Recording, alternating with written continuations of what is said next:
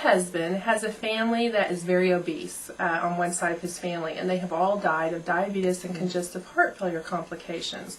Insulin's a fat storage hormone. Insulin causes triglyceride problems. Insulin is the problem. If we can bring your insulin level down, will the fat go away? And amazingly, we start seeing patients losing weight. And so that's kind of how I stumbled into the idea of this weight loss program. Patients that say, I have tried everything and I can't lose weight and I would love to lose weight, those are the patients that are ready for the program. Well, I give this spiel every day, it seems like, so let me talk to you as if you were the patient. We begin to teach them how their body works. To me, that's the most important thing. Once we have that, we begin to establish with them what their risk factors are. So, Mrs. Smith, we've got your lab results back. Your fasting blood sugar was 103. We call that impaired fasting glucose. As you know, sugar, this will be sugar and this will be a cell, is the only food that your cells can use. It has to have sugar. Well, God's kind of funny about how he thinks about things, and sugar does not go into a cell by itself. It won't fit through the door. So he made insulin, and insulin's job is to knock on the cell door, get it to open so sugar can go into the cell and feed your cells.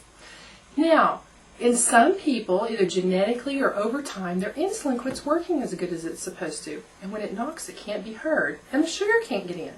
And your cells are starving, so you're starving at a cellular level. And so your body knows that sugar's got to get in there. It starts making more and more insulin so it can get a louder knock. Well, insulin not only has the job of opening the cell door, but its other job is to take extra sugar and store it as fat, and it stores it in your abdomen. And you tend to gain weight over time because you're making all this insulin. So I'm going to ask you to go for 7 days with absolutely no pop.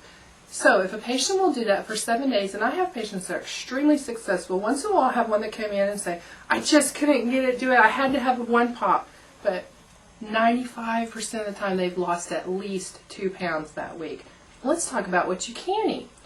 Fiber, fiber, fiber, fiber. That's what I teach my patients. Calories in, calories out once we've controlled the insulin problem.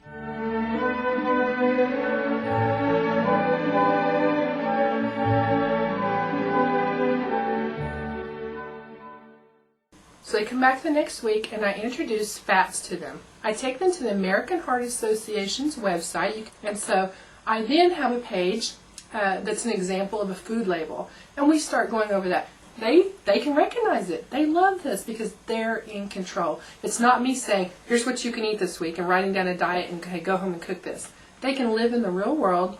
They can eat out. They can go to the grocery store, but they can select foods that they know are better choices.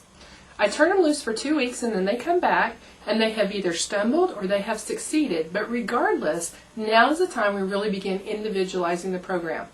1 to 2 pounds a week is the goal, with an ultimate goal of losing 10% of your body weight in 6 months, and then at least keeping that much off for a year.